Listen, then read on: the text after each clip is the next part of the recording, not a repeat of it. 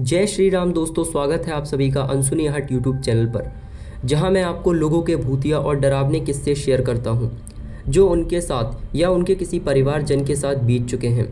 दोस्तों, आज की जो कहानी मैं आपके सामने लेकर आ चुका हूं वो मोहित नाम के एक लड़के के साथ ट्रेन में सफ़र करने के दौरान घटी थी और इतनी खौफनाक तरीके से घटी थी कि मोहित आज भी उस हादसे को अपने जहन से नहीं निकाल पाया। तो दोस्तों, बिना देर किए बढ़ते हैं आज की इस खौफनाक कहानी की ओर। दोस्तों, यह कहानी उस रात की है जिस रात को मैं कभी नहीं भूल सकता। वो दिसंबर की एक सर्दी भरी रात थी जब मुझे काम से वापस अपने लखनऊ जाना था। मुझे याद है मैंने दिल्ली से एक लेट नाइट ट्रेन पकड़ी थी क्योंकि मुझे अगले दिन सुबह ही पहुंचना था। ट्रेन में कुछ ज़्यादा भीड़ नहीं थी और कंपार्टमेंट में बस और कुछ पैसेंजर्स ही सवार थे। तब मुझे बिल्कुल अंदाज़ा भी नहीं था कि ये सफ़र मेरी ज़िंदगी का सबसे भयानक सफ़र बनने जा रहा था। जैसे ही ट्रेन प्लेटफॉर्म से रुकी और अपना सफ़र शुरू किया, मैंने अपने आसपास देखा। अजीब सी खामोशी थी, जैसे सारी दुनिया सो गई हो। ट्रेन के इंजन की आवाज़ और रात का सन्नाटा दोनों मिलकर एक अजीब सी भयानक फील दे रहे थे। मैंने अपने बैग रखकर सीट पर बैठना ही चाहा कि तभी मेरी नज़र सामने की सीट पर पड़ी जहां एक पुरानी सी किताब रखी थी। मुझे थोड़ा सा अजीब लगा क्योंकि मैंने वहां आने के बाद किसी और को उस कंपार्टमेंट में नहीं देखा था। थोड़ी देर तक ट्रेन में सब कुछ ठीक लग रहा था, लेकिन जैसे ही हम शहर से दूर जंगल की तरफ पहुंचने लगे, मुझे कंपार्टमेंट में कुछ अजीब सा लगने लगा। मुझे ऐसा महसूस हो रहा था जैसे कोई मुझे देख रहा हो। मैंने इधर उधर देखा पर मुझे कोई नज़र नहीं आया। थोड़ा डर तो लग रहा था, पर मैंने सोचा शायद मेरा वहम होगा।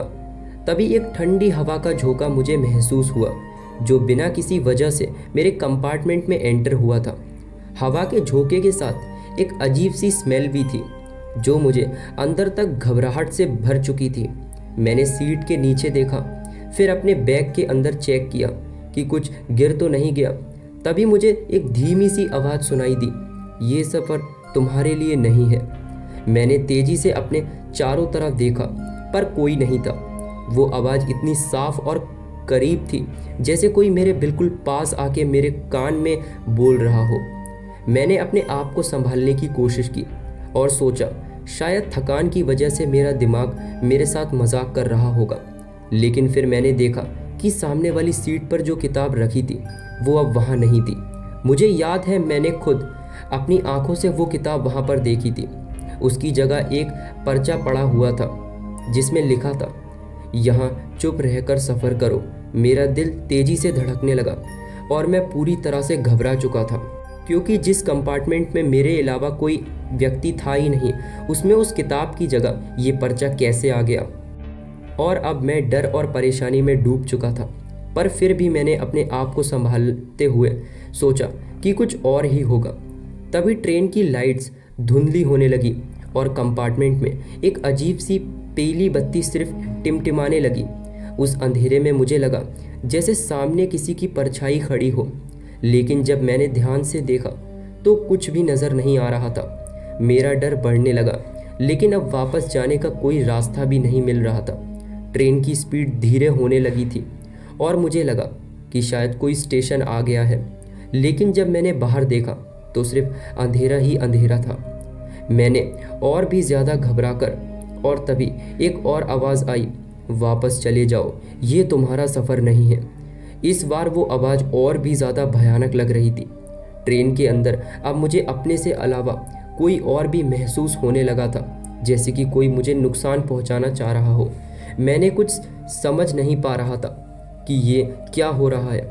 मेरे आगे वाली सीट पर मुझे एक परछाई जैसी दिखने लगी, लेकिन मैं अपनी आंखों पर यकीन नहीं कर पा रहा था। वो परछाई धीरे धीरे मेरी तरफ आने लगी और मैंने अपनी जगह पर ही ठिठुर गया। मैंने पैरों में जैसे जान ही नहीं रह गई थी। वो परछाई बिल्कुल मेरे सामने आ गई थी और मेरी सांसें अब मानो रुक सी गई थीं। मैंने अपनी आंखों को ज़ोर से बंद कर लिया और मन में प्रार्थना करने लगा कि ये सब कुछ बस के बुरा सपना हो। जब मैंने आंखें खोली तो वो परछाई वहाँ से गायब थी, लेकिन अब मेरे हाथ में एक और ख़त था। उस पर लिखा हुआ था, अगर जिंदा वापस जाना चाहते हो तो चुपचाप बैठे रहो, नीजे नचरे झुकाएं। मैं और भी ज़्यादा डर गया और अब तो ट्रेन का हर पल मुझे मौत की तरफ ले जाने का इशारा ही करने लगा था। ट्रेन अब बिल्कुल धीरे चल रही थी, जैसे कि किसी खौफनाक मंजिल की तरफ बढ़ रही हो। मैंने सीट पर बैठा बैठा अपने डर को रोकने की कोशिश ही कर रहा था। तभी मेरे बगल की सीट पर किसी ने बैठने की आवाज़ आई। मैंने धीरे से उस तरफ देखा और वहाँ एक औरत बैठी हुई थी। उसका चेहरा पूरी तरह से सफ़ेद था, आंखें बिल्कुल काली खोखला हो रही थीं और उसने एक पुरानी सी साड़ी पहनी हुई थी।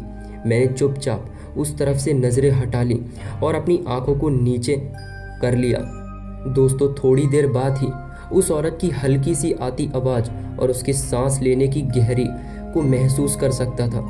वो बस वहीं बैठे बैठे मुझे घूर रही थी। हर एक सांस के साथ एक ठंडी हवा का झोंका मेरे और उसके बीच में घूम रहा था। उसने धीरे से कहा, तुम्हें यहाँ नहीं होना चाहिए था। मेरे रोंगटे खड़े होने लगे और डर से मैं बस हिलने की हिम्मत तक नहीं कर पा रहा था। ऐसा लग रहा था जैसे उसके साथ पूरा कंपार्टमेंट भर गया हो। मुझे लगता था कि शायद ट्रेन कभी रुकेगी ही नहीं और मैं बस इस अजीब से सफ़र में फंसा रहूँगा। तभी अचानक ट्रेन एक झटके से रुक गई और मैं अपने बैग पर गिर गया। जब मैंने संभाल के अपने आसपास देखा तो वो औरत वहाँ से गायब हो चुकी थी, पर मेरे मन में एक अजीब सी खौफनाक तस्वीर बस गई थी। उसकी खाली आंखें और सफ़ेद चेहरा मुझे अब भी देख रहा था, चाहे वो वहाँ से जा चुकी हो। दोस्तों, उसके बाद एक और पर्चा मेरे बैग के ऊपर पड़ा दिखा और उस पर लिखा हुआ था, अगर ज़िंदा वापस जाना है तो अगले स्टेशन पर उतर जाओ। ये लिखा देखते ही मैंने और भी घबराते हुए, मुझे लगा ये कोई बुरी आत्मा का असर है या मेरा वहम। पर इस बात में अब कोई शक नहीं था कि मुझे ट्रेन में नहीं रहना चाहिए। मेरे पास अब बस एक ही ऑप्शन था, जैसे ही अगला स्टेशन आता मैं बिना किसी सोच विचार के उस स्टेशन पर उतर जाऊं, वरना फिर मेरी ज़िंदगी का कोई भरोसा नहीं। क्या पता अगले स्टेशन पर मेरे साथ ही कुछ गलत हो जाए। दोस्तों, ट्रेन धीरे धीरे एक पुराने और वीरान स्टेशन पर पहुंची। मैंने ट्रेन के रुकने का इंतज़ार किया और बिना कुछ सोचे समझे नीचे ही उतर गया। स्टेशन बिल्कुल खाली और सुनसान और पुराना लग रहा था, जैसे कई सालों से यहाँ कोई नहीं आया हो। दोस्तों, प्लेटफॉर्म पर सिर्फ एक बत्ती जल रही थी और उसके नीचे एक बुढ़ा सफाई कर्मचारी अपना झाड़ू चला रहा था। मैंने उनके पास जाके पहुंचा। भैया, ये स्टेशन का नाम क्या है? उन्होंने मुझे घूर के देखा और कहा, ये स्टेशन कब का बंद हो चुका है। आज के पहले तो किसी ने यहाँ ट्रेन नहीं देखी। ये सुनकर मेरी सांसें रुक गईं। मैंने समझ नहीं पा रहा था कि क्या करूं। मैंने सोचा शायद मुझे हालात ठीक से याद नहीं, यह कोई मजाक हो सकता है, लेकिन उनकी आंखों में एक अजीब सी खौफ था। उसने मुझे सच्चाई बता दी। यह स्टेशन सच में बंद हो चुका था और मैं यहाँ कैसे आ गया ये समझ भी नहीं आ रहा था। तभी उस बूढ़े ने कहा, बेटा, ये ट्रेन जो 50 साल पहले एक एक्सीडेंट में खो गई थी, उसमें बैठे सारे लोग उस रात के बाद कभी वापस नहीं आए। तब से लोग कहते हैं कि वो ट्रेन कभी कभी वापस आती है और अपने साथ नए मुसाफिर ले जाती है। ये सुनकर मेरे पैरों के नीचे से ज़मीन ही मानो खिसक गई। क्या मैं भी उस भूतिया ट्रेन में सफ़र कर रहा था? मैंने अपने आप को संभालने की कोशिश की और सोचा कि शायद ये सब मेरा दिमाग का खेल है, लेकिन वो बुढ़ा सफाई कर्मचारी मुझे कह रहा था, जल्दी भाग जाओ यहाँ से, वरना वो तुम्हें वापस ले जाएगी। मैंने बिना किसी और सवाल के स्टेशन से बाहर की तरफ दौड़ लगा दी। रात के अंधेरे और सर्दी में मुझे और भी भयानक लग रही थी। जैसे ही मैं स्टेशन से बाहर आया, मुझे पीछे से ट्रेन के चलने की आवाज़ सुनाई दी। मुझे लगा कि वो ट्रेन दोबारा चल रही है और वो मुझे वापस अपने साथ ले जाना चाहती है। मैंने बिना पीछे मुड़ के देखे सीधा भागना शुरू कर दिया। हर कदम के साथ मुझे अपने पीछे वो ट्रेन की आवाज़ सुनाई दे रही थी, लेकिन मैं अपने दिल को संभालते हुए आगे भागता गया। मैं अब बस अपनी जान बचाना चाहता था। उस भूतिया ट्रेन के सफ़र मेरे लिए मौत का पैगाम बनकर रह गया।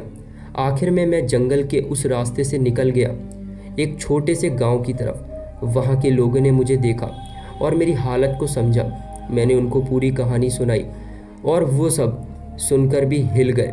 उन्होंने कहा कि वो भूतिया ट्रेन वाकई वहाँ से गुजरती है। बहुत सालों से वो ट्रेन कभी कभी उस रात को नज़र आती है और वो मुस्कुराहट को अपने साथ ले जाती है, नई मुस्कुराहट को, मतलब नए इंसान को।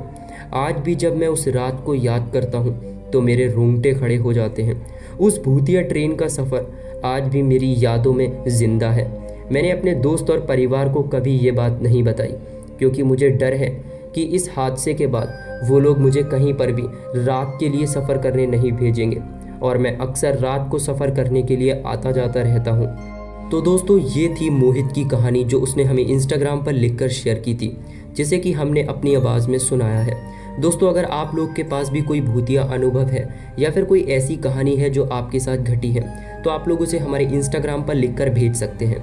इंस्टाग्राम की लिंक आपको हमारे व्हाट्सएप पर या फिर डिस्क्रिप्शन में मिल जाएगी। तो दोस्तों, मिलते हैं आपसे एक और नई घटना में। तब तक के लिए बाय।